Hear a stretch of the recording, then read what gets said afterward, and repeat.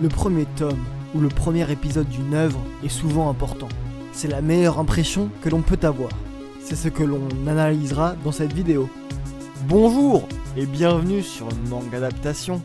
La cité, autrefois symbole d'une coexistence pacifique entre humains et Carats, voit son idéal se corrompre peu à peu au fil des ans. Une situation de plus en plus intolérable aux yeux de certains Carats, jusqu'au jour où l'un d'eux provoque une tragédie sans précédent.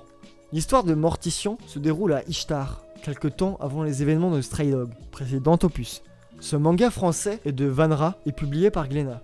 Alors là, on est sur une satire de la société à travers des Carats, des hommes loups, qui sont une race inférieure aux humains. Du coup, diverses attaques, attentats entre ces peuples, afin de faire valoir son ethnie. On retrouve un racisme omniprésent, que cela soit par des quartiers réservés aux Carats ou aux humains, ou alors de meilleurs soins réservés aux humains plutôt qu'aux Carats.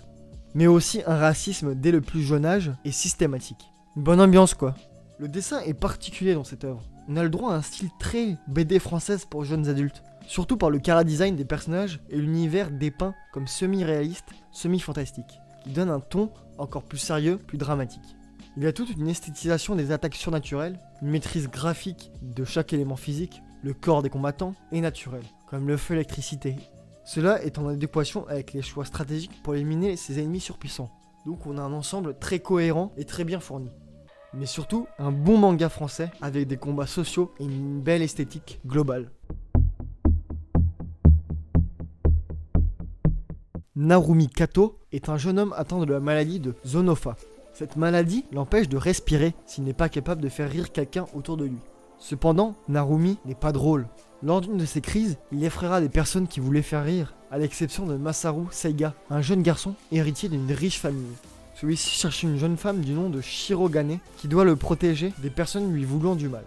De là, les trois héros seront impliqués, malgré eux, dans une guerre qui les dépasse. C'est un animé du studio Voln Twin Engine et diffusé sur Amazon Prime Video. Kato est un jeune homme qui fait des petits boulots pour survivre. Quand Masaru est sur le point de se faire enlever, il n'hésite pas à le défendre contre ses agresseurs. Mais pas pour le petit, mais plutôt pour lui-même, qui est assez égoïste en fait. Et c'est rare de la part d'un personnage principal de voir cela. C'est également car c'est le seul qui arrive à faire rigoler Kato. Il a un genre d'asthme humoristique, et comme il n'est pas trop du genre rigolo, c'est un peu compliqué de vivre avec cette maladie.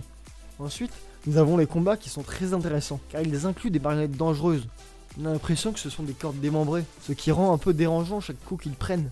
Cela permet également de faire des combats avec des libertés physiques, de les faire s'envoler, avoir des corps difformes, etc. Ce sont également des combats déshumanisés, car ce sont des marionnettes et non des humains. Tout cela sous la houlette d'un complot maléfique et sous une ambiance de cirque maléfique qui pourrait en déranger certains. En soi, une ambiance efficace sur un récit assez intéressant. Allez à plus, et lisez des mangas.